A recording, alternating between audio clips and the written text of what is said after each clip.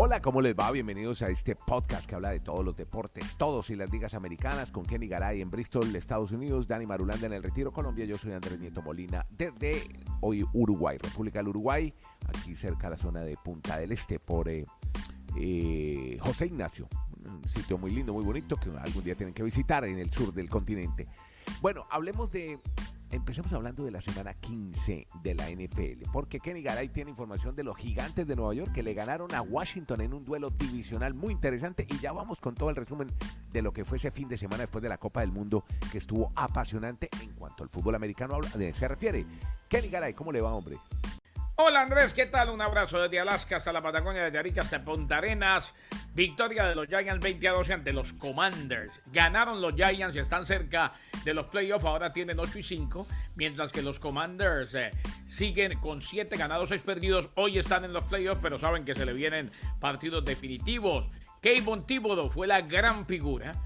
Obligó a Taylor Heinicke, que el quarterback de los Commanders, a soltar un balón, lo recuperó, anotó touchdown, terminó con 3 tacleadas para yardaje negativo y 2 en total antes de dejar el terreno de juego. Fue el figurón de la noche. Los Giants se afianzaron como el segundo de 3 comodines de la NFC, solo detrás de Dallas, y ahora tiene en su favor el criterio de desempate sobre Washington. Esto último es importante, particularmente porque ambos equipos firmaron empate 20-20 hace 2 semanas. Apenas la segunda derrota de los Commanders en los últimos 9 partidos nos coloca en una situación más complicada, pero aún en posición de playoff con medio juego de ventaja sobre Seattle y sobre Detroit. O sea, aumentan las posibilidades de los Giants. Gran noche de Thibodeaux y los Commanders siguen metidos en los playoffs, pero se les complica en juego del domingo en la noche en la NFL. Muy bien, amigos, entonces ahora sí hablemos de ese fin de semana de locura donde yo veo tendidos a los Patriots, la remontada ante Buccaneers de los Bengals, en fin, tantas cosas que pasaron el fin de semana que desde el sábado de la noche estuvimos viviendo esas emociones de la NFL que aquí nos la resume Dani Marulanda en Colombia. Hola Dani, ¿cómo le va? ¿Qué tal, Andrés? Abrazos para Kenneth, para todos nuestros oyentes. Feliz, contento con este fin de semana que vivimos de la NFL.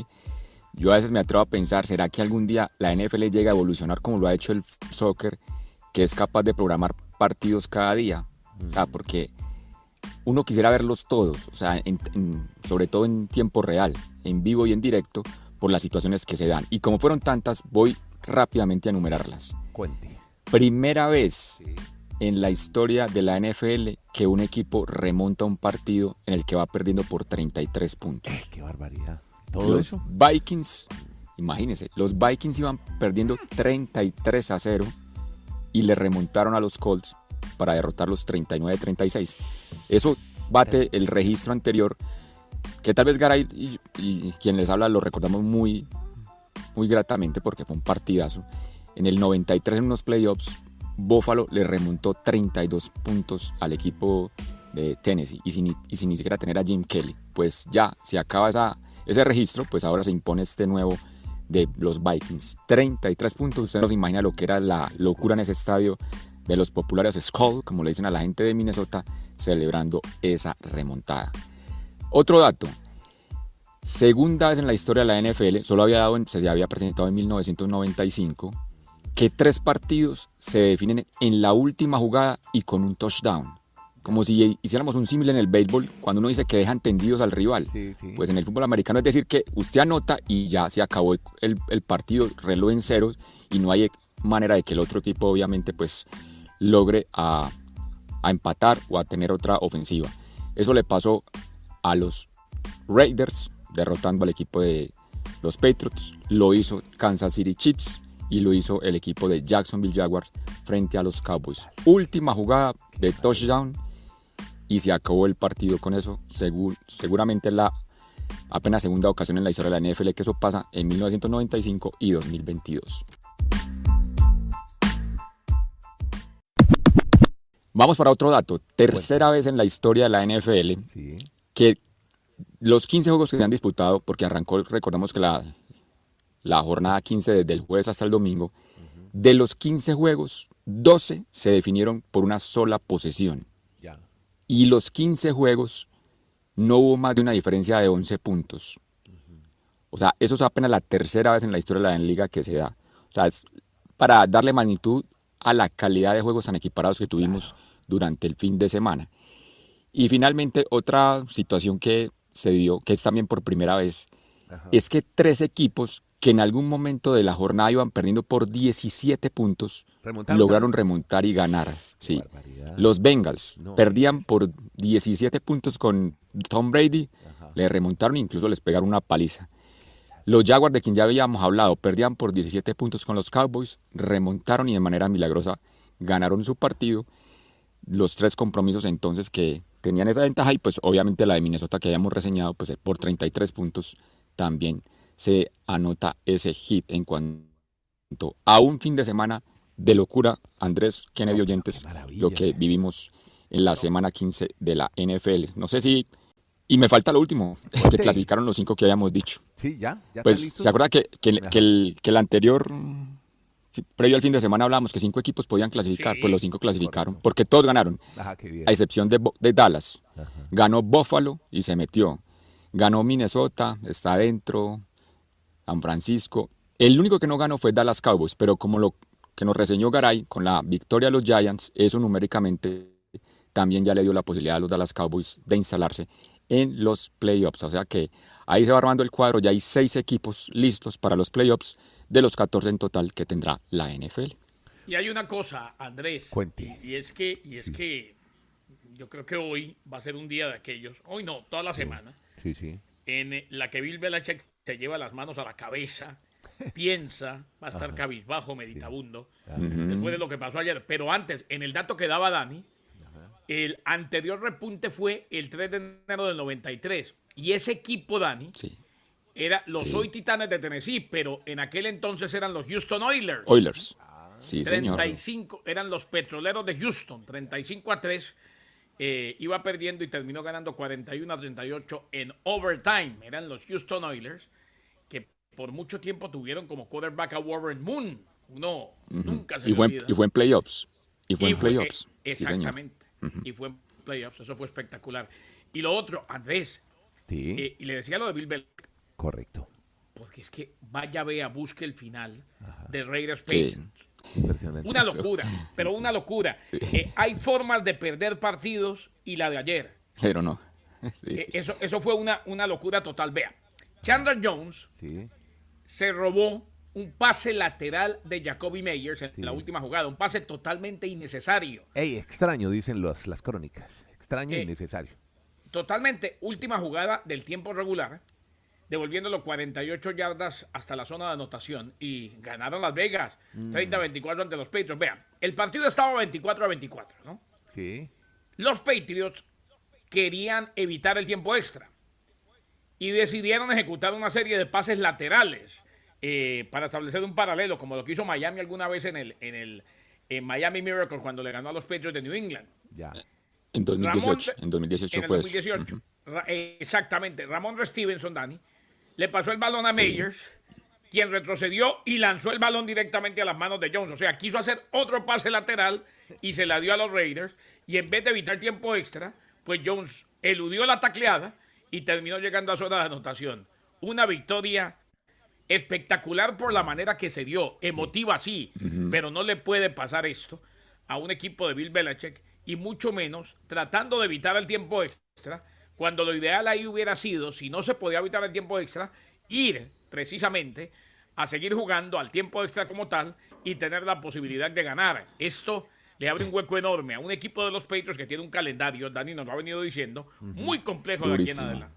Qué bien, hombre. Y venga, y en la rueda de prensa a Belichick le pregunté a un periodista que por qué en esa última jugada no hicieron lo que normalmente hacen un equipo de NFL, que es lanzar un Hail Mary. O sea, que es lanzar la bola a la zona profunda.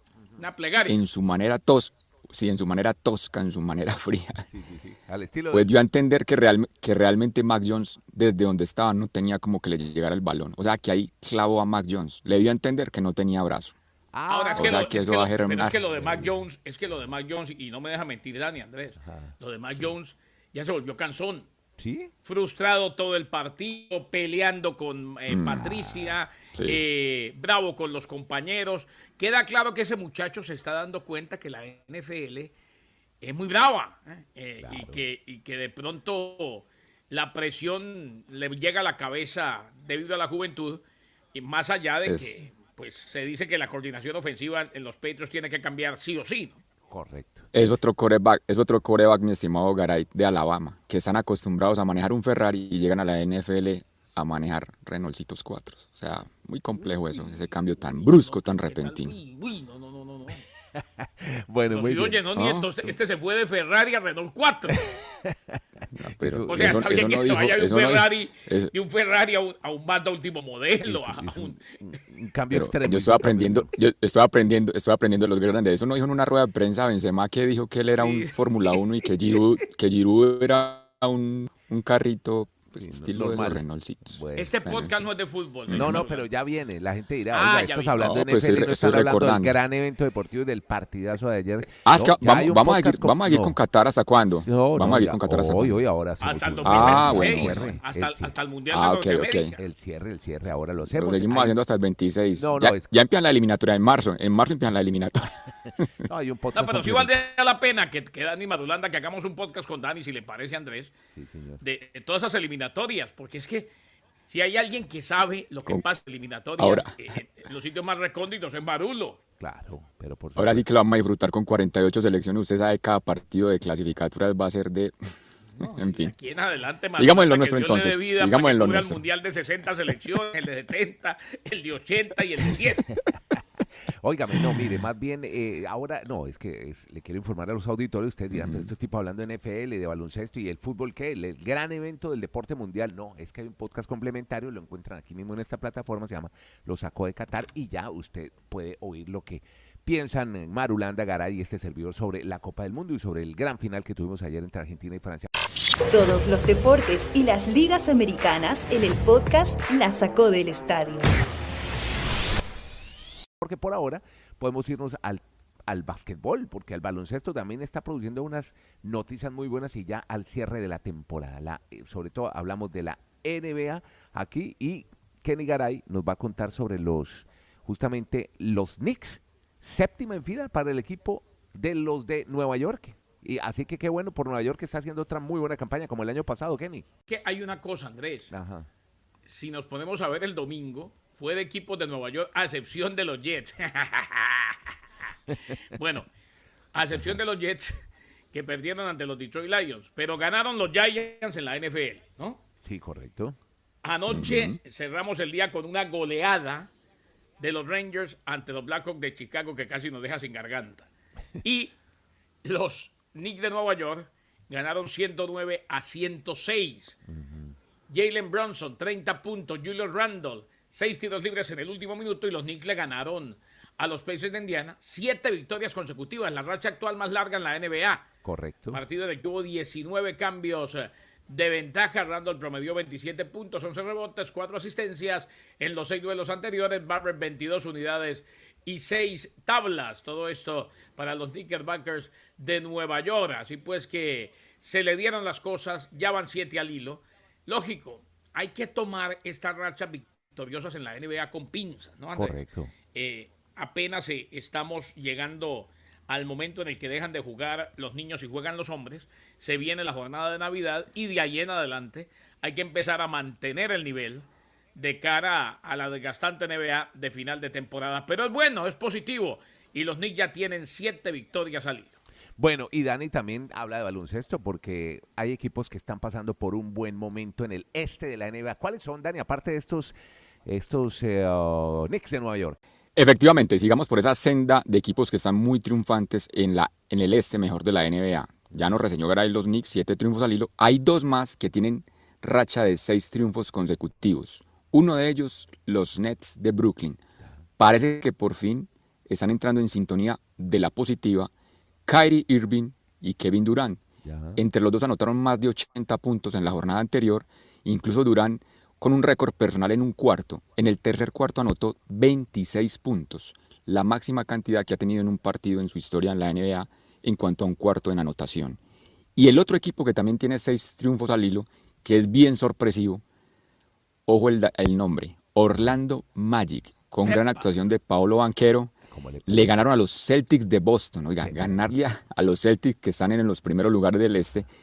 Es que es muy curioso que En un momento de la temporada, los Orlando Magic tenían 5 victorias, 5 míseras victorias frente a 20 derrotas, pero han ganado los últimos 6 juegos. O sea, en esta racha habían ganado más que en los primeros 25 juegos de la temporada. No sé qué les dieron a estos muchachos, si entraron a unas cabinas telefónicas y se convirtieron en superhéroes, pero lo que están haciendo los Orlando Magic es bien llamativo después de esta racha de 6 triunfos consecutivos, don Andrés. Perfecto, muy bien.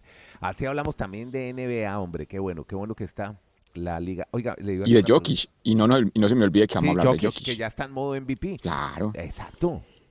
Nikola Jokic, otro triple doble, pero con 40 puntos. Es la tercera vez en su carrera que anota un triple doble haciendo 40 puntos. Pues uno dice 40 puntos. Y después dice 27 rebotes. Pero este tipo, ¿dónde sale? 10. O sea, son números que hay que entrar a recordar a Will Chamberlain, a Bill Russell, cuando parecían esas cifras exorbitantes de esa época, que era otra clase de baloncesto. No como el actual, que es básicamente con tripleros. Y entonces Jokic, ahora uno dice que está en modo MVP. Recordemos que él ha ganado los últimos 2 años ser el jugador más valioso de la NBA. Correcto. Y es que solo hay 4 jugadores no nacidos en Estados Unidos que han logrado esa distinción. Pues recientemente Antetokounmpo, Steve Nash, que también lo recordamos mucho, el canadiense, y el primero de todos, Olajuwon. Y también me puse a analizar cuántos han sido capaces de ganar 3 años consecutivos el MVP, porque Jokic hoy está camino a eso, aunque todavía falta mucho, como nos dice Garay. Apenas vamos a llegar a Navidad, donde realmente la NBA entra en plena efervescencia.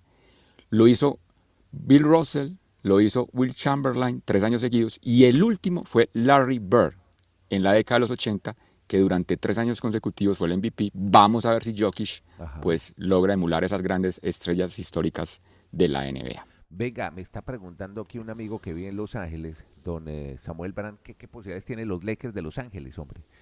Ya de llegar a postemporada, ¿cómo la ve? Ahora esta semana se enfrentan a los Suns de Phoenix, tiene un partido muy difícil. Va a contestar como Garay, es que la NBA puede ser una comparsa. Lo que pasa con ese tema del play-in, o sea, es que ya en cada conferencia pueden estar 10 equipos relativamente en playoffs, de los 15. Ya. Entonces los Lakers hoy sí estarán en el puesto 12, pero con la nómina que tienen, yo creo que la gran preocupación es la ausencia de Anthony Davis, que sigue muy lesionado. Creo que va a tener otras 4 semanas de ausencia, pero LeBron James está jugando bien. O sea, si estuviese el equipo saludable, los Lakers deben ser un equipo de playoffs, y en playoffs con ese equipo, pues cualquier cosa podría pasar. Puede pasar cualquier cosa. Bueno, entonces esperanzas para don Samuel, tranquilo, no se preocupe. Todavía hay que esperar, falta mucho, perfecto, como dice Garay, apenas vamos para Navidad. Perfecto. Pueden ser campeones, metiéndose, como dice Dani, metiéndose con los jugadores que tienen en una racha ascendente en el momento justo, maestrico. Puede darse. Bueno, muchachos, entremos ya, salimos entonces de baloncesto para entrar a béisbol, porque cómo no hablar de Major League Baseball, porque Dani Marulanda y Kenny Garay tienen información. Sobre todo Kenny tiene una historia muy buena sobre el nuevo acuerdo al que llegaron con un pelotero para los Medias Rojas de Boston. ¿De quién hablamos, Kenny? Llega la barba más poderosa en el béisbol de Grandes Ligas, el de la barba roja, Justin Turner. No me digas. Llegó a un acuerdo por un valor de $22 millones y 2 años. Ajá. Ustedes lo conocen con los Dodgers, se convirtió en uno de los bateadores más productivos en la Liga Nacional. Claro que sí, tiene 38 años. Se dirige a Boston. Eso sí, ahora que usted habla de tercera base, Andrés, sí, señor. Ya cuenta Boston con Rafael Devers en la tercera base. Correcto. Se va a establecer quizás entonces en un rol de primera base o designado, de pronto ocupando el puesto de JD Martínez. Julio Daniel Martínez, quien acordó trato el sábado con los Dodgers. Qué curioso eso. Pues curioso eso. Es como si se hubieran puesto de acuerdo, Daniel, en un intercambio. Sí. Justin Turner llegaría como designado a los Medias Rojas de Boston y JD Martínez pasa a los Dodgers de Los Ángeles. Negociaciones diferentes, pero cambian de equipo. Uno va a los Dodgers y el otro a los Red Sox, cuando estuvieron varias temporadas militando en los anteriores equipos. Bueno, es lo que decía Dani hace poco, ¿no? Se está desmantelando esos Dodgers que no pudieron llegar a Serie Mundial la última temporada. Muy difícil sostener la nómina, como dice nuestro experto. Pero obtuvieron título. Bueno, sí, les alcanzó para un título. Se esperaba más, obviamente. Bueno, y hombre, por el lado del béisbol, viejo Dani, también tenemos noticias. Usted también tiene historias para contarnos justamente aquí en este podcast que se llama La Sacó del Estadio y tiene que ver con Swanson. ¿Para dónde se va? Pues al final se quiso ir para la Ciudad de los Vientos. Ha firmado contrato con los Cachorros, después de estar tanto tiempo con los Bravos. Va a seguir obviamente en la misma Liga Nacional, pero ya en la División Central, con los Cubs, el equipo de los Cachorros. Ya me sorprende desde los números que damos que uno dice, no, pues, pero no firmó por tanto dinero. Ya. 177 millones de dólares, uno dirá, no, pues ya, porque acostumbrados a hablar de cifras de más de Plata 250.